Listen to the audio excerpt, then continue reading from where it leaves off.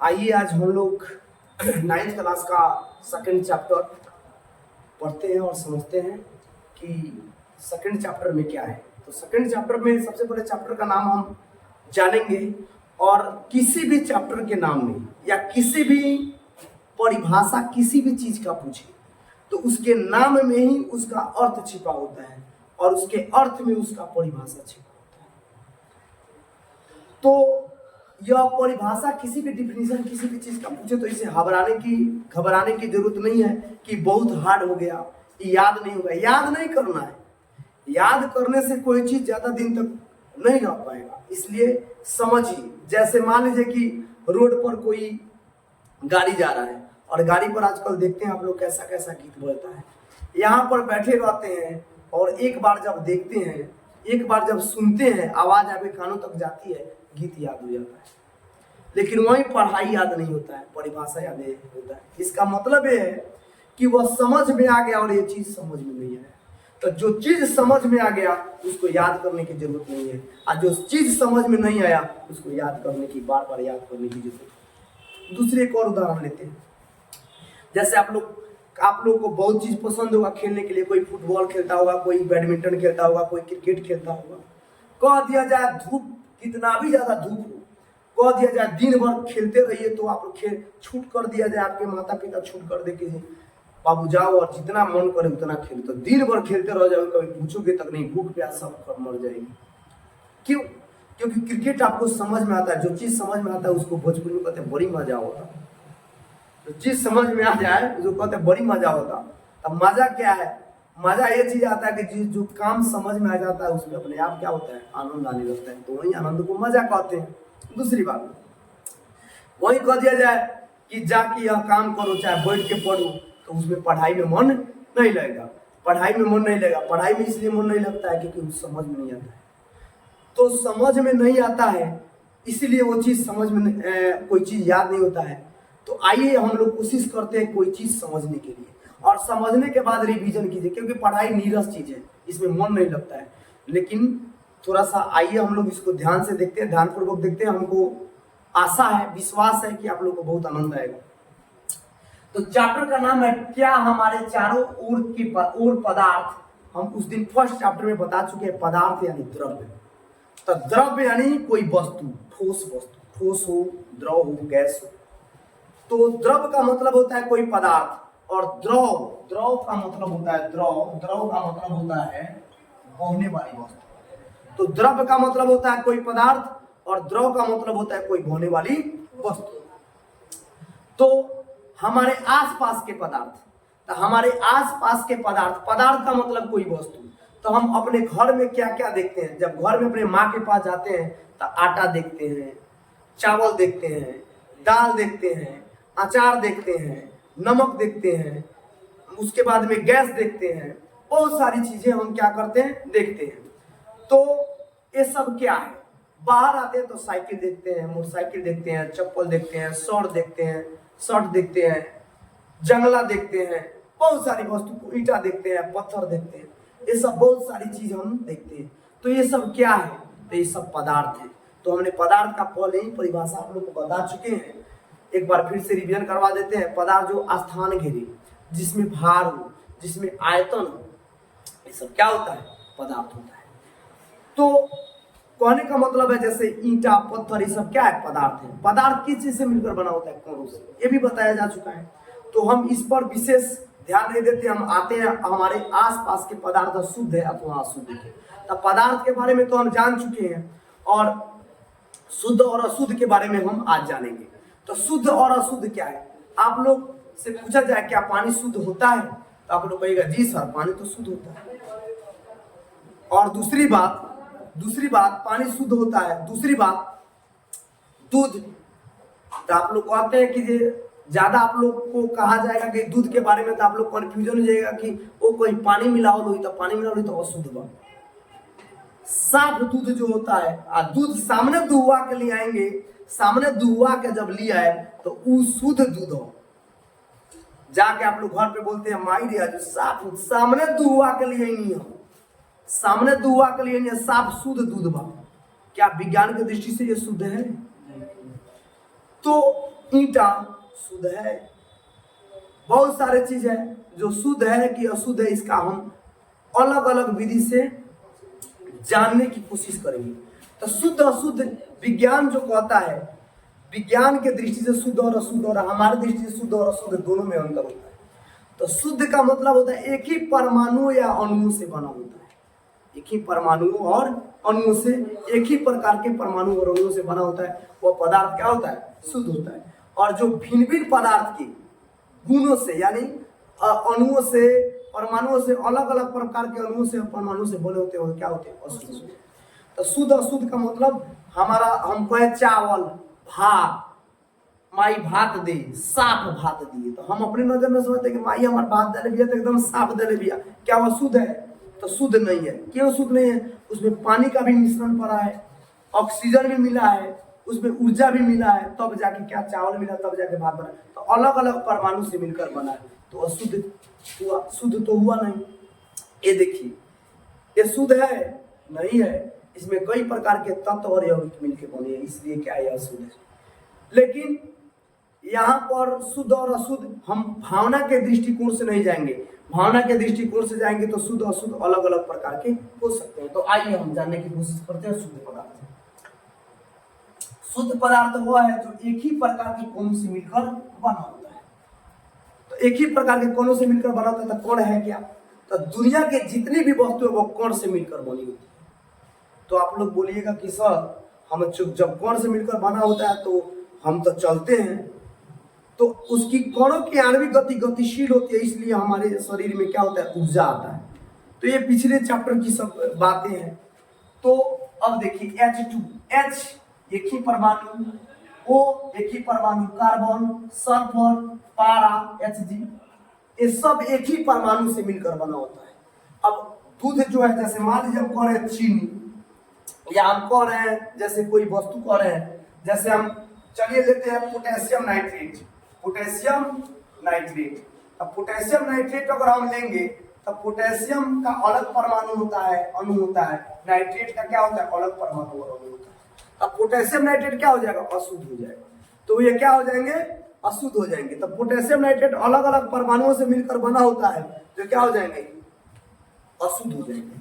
लेकिन हाइड्रोजन को देख लीजिए, चूंकि आगे अणु और परमाणु जब पढ़ाएंगे तो इसमें से आप लोग को संयुक्ता बैलेंसी के बारे में बताएंगे। 9th क्लास का जो तीसरा चैप्टर है उसमें बैलेंसी के बारे में बताएंगे।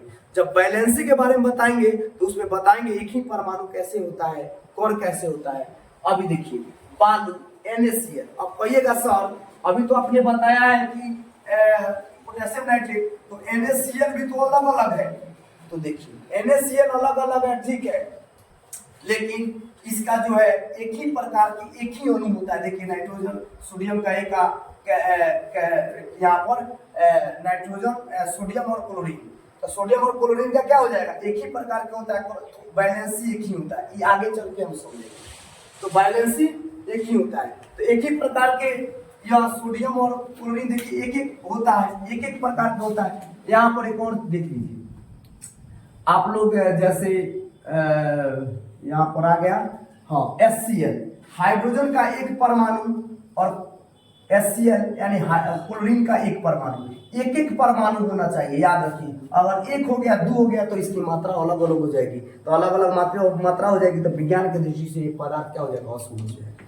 ठीक है, तो देखिए तो समझ में आ गया। शुद्ध पदार्थ वो है जो एक ही प्रकार के कणों से मिलकर बना होता है, जैसे H2O2, एक ही प्रकार के कण से यानी एक ही प्रकार के परमाणु से। अब आते हैं दूसरा का नंबर। तो पदार्थ को जब हम आप लोग को बताए हैं कि अगल बगल में जितने पदार्थ है उसको दो भागों में हम बांटते हैं, एक शुद्ध पदार्थ और एक अशुद्ध पदार्थ। तो शुद्ध पदार्थ तो समझ लें कि एक ही प्रकार के कणों से मिलकर बना होता है। अब आइए समझते हैं अशुद्ध पदार्थ। तो अशुद्ध पदार्थ वो है जो दो या दो से अधिक प्रकार के कणों से मिलकर बना होता है। एक और मैं बात बता दूं आप लोगों को कि मैं कोशिश करता हूं कि सारा क्वेश्चन आंसर आप लोगों को थ्योरी में ही कंप्लीट करा दूं, थ्योरी में ही कंप्लीट करा दूं, और लगभग कंप्लीट हो ही जाता है। इसके बावजूद भी आप लोगों को क्वेश्चन आंसर की आवश्यकता होती है, जैसे भारतीय भवन, BTC, तो डिस्क्रिप्शन में लिंक दिया गया है। उस लिंक को जब डाउनलोड कीजिएगा तो टोटल क्वेश्चन आंसर आप लोगों का आ जाएगा। तो ये चीज बहुत इंपॉर्टेंट थी, मैं बताना चाहता था, क्योंकि बहुत लोग कमेंट कर रहे थे कि सर क्वेश्चन आंसर नहीं कराइएगा। तो क्वेश्चन आंसर बाबू सब जब समझा रहे थ्योरी, तो क्वेश्चन आंसर समझाने का मतलब है कि फिर पुनः वही काम, इसलिए डिस्क्रिप्शन में हम कर दिए हैं। यदि आप लोग को समझ में नहीं आता है क्वेश्चन आंसर, तो उस क्वेश्चन का नंबर दे के हमको कमेंट कर सकते हैं, हम उसको एक बार और समझा सकते हैं। तो चलिए, तो अशुद्ध पदार्थ वो है जो 2 या 2 से अधिक प्रकार के कणों से मिलकर बना होता है। 2 या 2 से अधिक प्रकार के कण क्या हो गया जी? अब जैसे देखते हैं, 2 या 2 से अधिक कण क्या हो जाएगा? जैसे दूध हो गया, चीनी हो गया, चीनी का विलयन, तो चीनी और पानी का विलयन, जैसे C6H12O6। देखिए यहाँ पर अब पानी H2O दोनों मिलाइएगा तब चीनी और क्या हो जाएगा? चीनी का विलयन। इसको जब मिला दीजिएगा तो देखिए अलग अलग प्रकार के, लेकिन एक सकरा होता है, वह सकरा शुद्ध होता है। हम आगे चल के सारा क्लियर करेंगे कॉन्सेप्ट। तो देखिए अलग अलग प्रकार के परमाणु हो गया कि नहीं हो गया? अलग अलग प्रकार के अनुपात हो गया। अब यहाँ पर नल का जल H2O, उसके बाद में हवा को जब लेंगे हम, तो हवा में क्या क्या होता है? उसमें नाइट्रोजन भी होता है, ऑक्सीजन भी होता है, उसके बाद में क्या होता है? जलवाष्प भी होता है, बहुत सारे क्या होते हैं उसमें, परमाणु और अणु अलग अलग प्रकार के उसमें होते हैं। इसलिए ये चीज क्या हो जाएगा? ये सारे चीज क्या हो जाएंगे?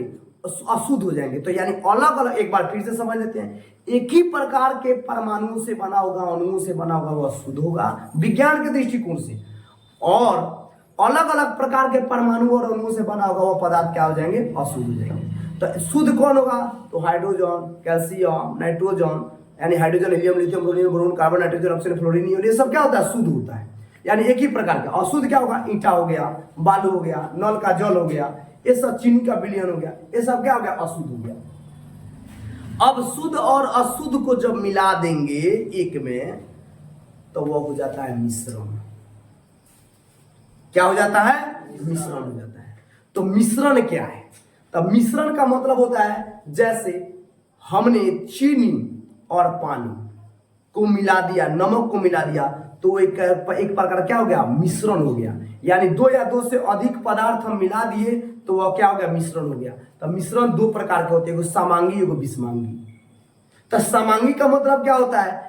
तो ऐसा मिश्रण जो उसको उस प्रकार से मिला दे कि वह दिखाई न दे। आगे चल के हम देखेंगे। तो मिश्रण का मतलब होता है 2 प्रकार के, 2 भिन्न भिन्न पदार्थ के, 2 भिन्न भिन्न पदार्थ को मिला दिया जाए एक में, वह मिश्रण हो जाएगा। जैसे बालू में क्या मिला दीजिएगा? लोहा का छिलका मिला दीजिए, क्या हो गया? मिश्रण हो गया। चीनी में पानी मिला दीजिए, क्या हो गया? मिश्रण हो गया। उसके बाद जल में नमक मिला दीजिए, क्या हो गया? मिश्रण हो गया। और भी बहुत सारा हो सकता है आप लोग के पास उदाहरण। पानी में मिट्टी मिला दीजिए, मिश्रण हो गया। पानी में चौक का महीन कण मिला दीजिए, मिश्रण हो गया। उसके बाद में दूध, नमक में चीनी मिला दीजिए, मिश्रण हो गया। लेकिन वो एक ही प्रकार के हो जाएगा, वो ठीक है। समझने के लिए बता दिया आप लोग को। तांबा और कांसा मिला दीजिए, मिश्रण हो गया। तांबा और कांसा मिला दीजिएगा तो क्या हो जाएगा? मिश्रण हो जाएगा। यानी 2 या 2 से, जैसे आप लोग, चलिए भी बात देखते हैं। सुनार के यहाँ जाते हैं तो शुद्ध सोना कभी मिलता है आपको? नहीं, क्योंकि शुद्ध सोना का आभूषण होगा ही नहीं, अशुद्ध सोना का ही आभूषण होता है। तो अंगूठी में सोना के समान में लोहा चांदी मिला दिया जाता है तो क्या हो जाता है? आभूषण तैयार हो जाता है। तो वह शुद्ध है? नहीं, अशुद्ध है। उसी प्रकार एक ही प्रकार का अगर केवल सोना रहता तो वह शुद्ध होता, तो वह होगा नहीं, वह अंगूठी होगा नहीं, उसको दाबिएगा तो पुचुक जाएगा। लेकिन वह क्या हो गया? कौन सा आपका पदार्थ हो गया? तो शुद्ध अशुद्ध में कौन सा पदार्थ हो गया? तो शुद्ध अशुद्ध दोनों को मिला दिया गया तो क्या हो गया? मिश्रण हो गया। तब मिश्रण काती क्या हो गया? चांदी का, तांबा का, सोना का, ये तीनों का क्या हो गया? मिश्रण हो गया। यानी समझ में आ गया मिश्रण क्या है? 2 या 2 से अधिक पदार्थ जब एक में मिला देंगे तो क्या हो जाएगा? अब आइए परिभाषा से समझते हैं। जिन पदार्थों में 2 या 2 से अधिक तत्व अथवा यौगिक, वही तत्व क्या हो गया? जो जैसे hydrogen, helium, lithium, boron, carbon, nitrogen, oxygen, fluorine, neon, ये सब क्या हो गया? तत्व हो गया। यौगिक क्या हो गया? जैसे हाइड्रोजन और ऑक्सीजन मिला दिए, 2 तत्व मिला दिए, यौगिक हो गया। तो तत्वों अथवा यौगिकों के किसी भी अनुपात में मिला दीजिए, किसी भी अनुपात में। अब हम चीनी पानी शरबत बनावे के बाद तो हम थोड़े नापे जाता नहीं कि कितना अनुपात में मिलाएं तो शरबत हुई। अपना अंदाज से चीनी मिला दिए, पानी मिला दिए, यानी किसी भी अनुपात में मिला दिए। तो जब किसी भी अनुपात में मिला देंगे किसी भी अनुपात में मिला देंगे तो क्या हो जाएगा, मिश्रण हो जाएगा।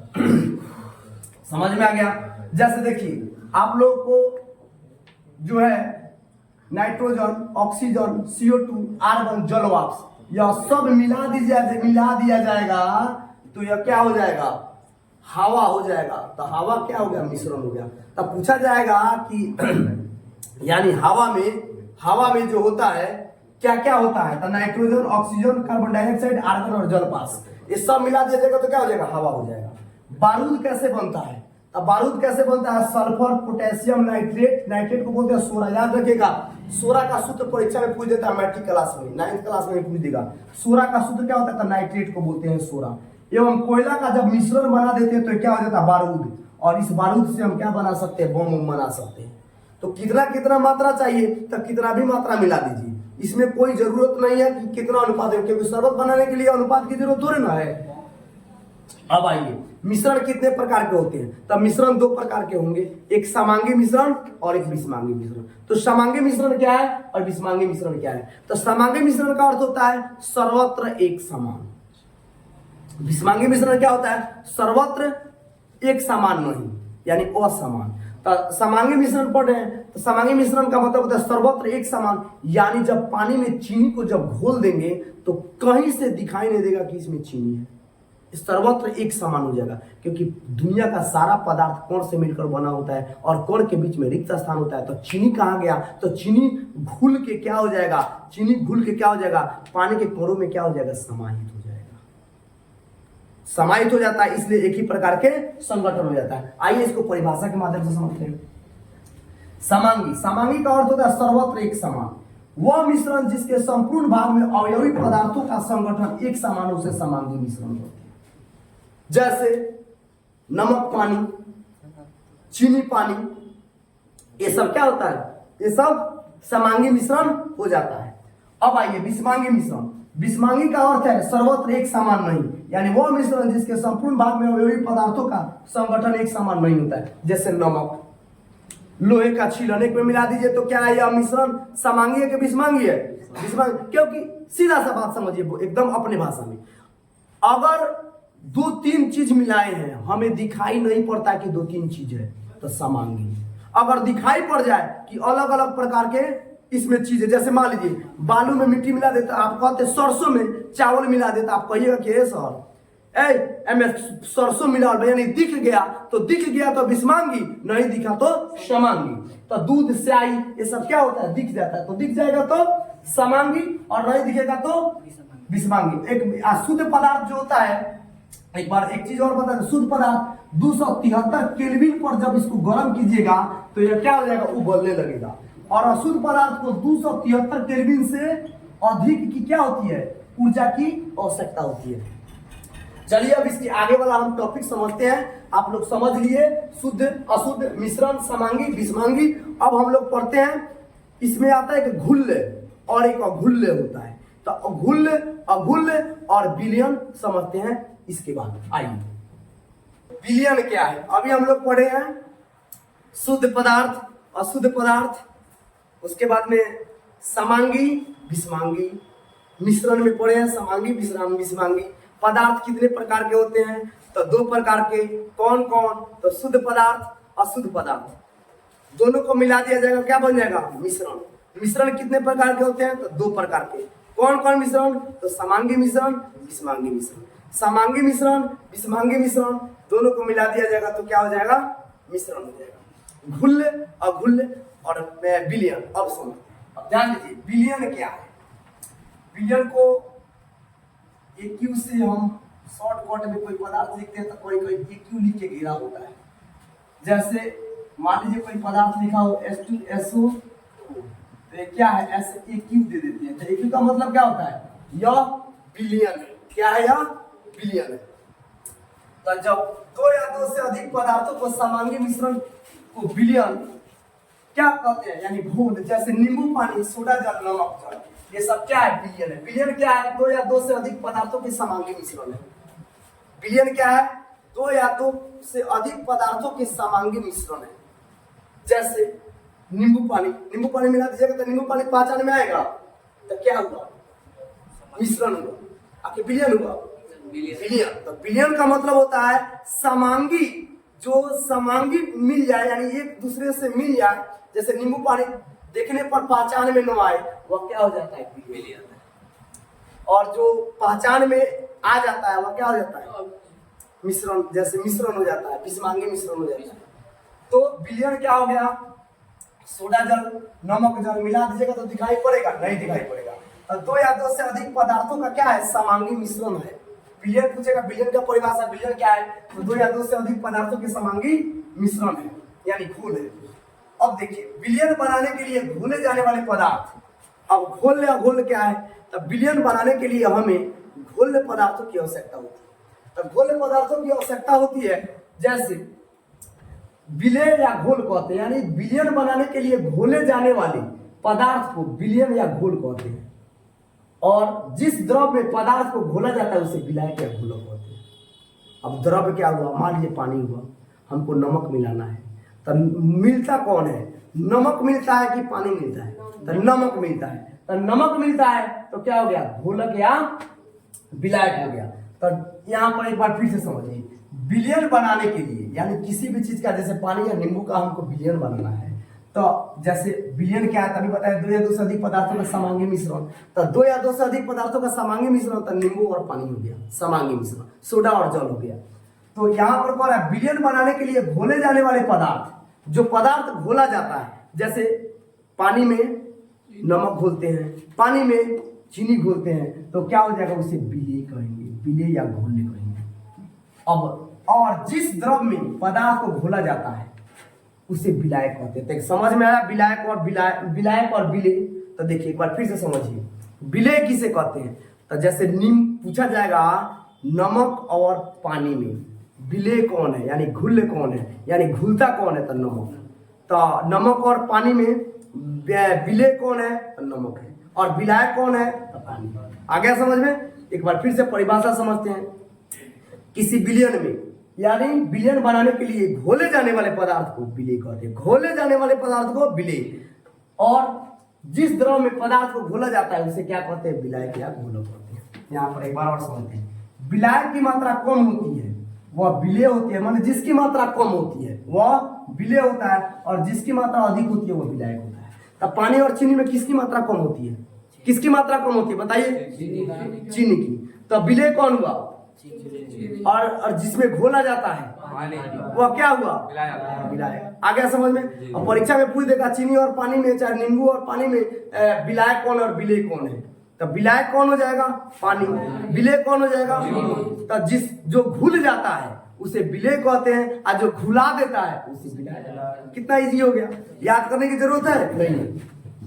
अब जैसे उदाहरण से लेते हैं, तो चीनी और जल का विलयन। अब पूछ देगा परीक्षा में दो प्रकार से, द्रव में ठोस का उदाहरण दीजिए, द्रव में ठोस का उदाहरण दीजिए, विलायक कौन है, चाहे विलयन, द्रव में ठोस का विलयन का उदाहरण दीजिए, द्रव में द्रव का विलयन में उदाहरण दीजिए, गैस में गैस का दीजिए। तो जैसे देखिए द्रव में ठोस का विलयन, तो चीनी द्रव हो गया और जल क्या हो गया, सॉरी जल जो हो गया द्रव हो गया, और चीनी क्या हो गया, ठोस हो गया। चीनी क्या हो गया, ठोस हो गया, और द्रव क्या हो गया, जल हो गया। तो चीनी और जल में विलय कौन है बताइए, चीनी, और विलय कौन हो गया, तो पूछेगा द्रव में ठोस, तो द्रव यानी पानी, और ठोस क्या हो गया, चीनी। तो उदाहरण पूछेगा द्रव में ठोस का विलयन का उदाहरण दीजिए, तो चीनी और पानी हो जाएगा। आयोडीन और अल्कोहल, तो आयोडीन क्या हो गया, ठोस, आयोडीन किस अवस्था में रहता है, ठोस, और अल्कोहल क्या हो गया, द्रव। तो विलय कौन हो गया, आयोडीन, विलायक कौन हो गया, अल्कोहल। अल्कोहल घुला देता है और घुलता कौन है, आयोडीन। तो घुलने या विलय क्या हो गया, आयोडीन हो गया, और विलायक कौन हो गया, अल्कोहल। पेय पदार्थ में आते हैं, पेय पदार्थ जैसे सोडा जल, कोका कोला, पेप्सी, स्प्राइट, या द्रव में गैस हो गया। तो द्रव में गैस, अब बताइए द्रव में गैस का, यानी इसमें क्या मिला जाता है, CO2। तो CO2 पानी में मिलाया जाता है, तो CO2 क्या हो गया, विलय हो गया, H2O क्या हो गया, जल क्या हो गया, विलय हो गया। पूछेगा सोडा जल में बताइए, सोडा जल किस प्रकार का है, किस प्रकार का पेय पदार्थ है, तो द्रव में गैस है, द्रव में गैस है। तो पूछेगा द्रव कौन है, तो द्रव क्या है, H2O, गैस क्या है, तो CO2। तब CO2 क्या है, विलय है, यानी CO2 मिलाया जाता है, CO2 घुलता है, तो CO2 क्या हो गया, विलय हो गया। अब विलय कौन हो गया? जल। एक और उदाहरण लेते हैं, पेप्सी, कोका कोला, स्प्राइट, ये क्या है साहब? द्रव में गैस का क्या है? विलायक है। अब वायु के बारे में जानिए। अब गैस में गैस का उदाहरण आपसे पूछा जाएगा। जैसे गैस में गैस का उदाहरण पूछा जाएगा, तो गैस में गैस का, तब जैसे देखिए, तो गैस में गैस का उदाहरण सबसे अच्छा है वायु। तब वायु में क्या हो जाएगा? नाइट्रोजन होता है, ऑक्सीजन होता है और अन्य होता है। तो नाइट्रोजन कितना प्रतिशत होता है? 78.1। ऑक्सीजन कितना होता है? 20.9 और अन्य होता है 1%। या तीनों मिला दिया जाएगा तो क्या हो जाएगा? वायु। तो वायु का सबसे अच्छा उदाहरण क्या है? माने गैस में गैस का सबसे उदाहरण क्या है? वायु। वायु में पूछेगा कि क्या क्या इसमें होता है, तो नाइट्रोजन, ऑक्सीजन और अन्य होता है। तो आज जो है आप लोग क्या सीखे? विलयन। एक बार फिर से रिपीट कर देते हैं। आप लोग समझे शुद्ध पदार्थ। शुद्ध पदार्थ क्या है? शुद्ध पदार्थ कितने प्रकार के होते हैं? तो शुद्ध पदार्थ 2 प्रकार के होते हैं। कौन कौन पदार्थ कितने प्रकार के होते हैं? तो 2 प्रकार। कौन कौन? तो शुद्ध पदार्थ, अशुद्ध पदार्थ। उसके बाद आपने मिश्रण समझा। मिश्रण क्या है? तो शुद्ध और अशुद्ध को मिला देंगे, मिश्रण हो जाएगा। उसके बाद आप लोग क्या समझे? मिश्रण कितने प्रकार के होते हैं? तो 2 प्रकार के, समांगी मिश्रण, विषमांगी मिश्रण। उसके बाद आपने क्या समझा? विलयन। विलयन कितने प्रकार के होते हैं? तो 2 प्रकार के। एक क्या होता है? घुल्य विलय, और एक क्या होता है? विलायक। तो अब आगे हम समझेंगे विलायक विलय के बाद में अब इसके गुण के बारे में हम समझेंगे। तो नेक्स्ट टॉपिक गुण के बारे में आइए हम समझते हैं। तब तक स्क्रीनशॉट ले लीजिए।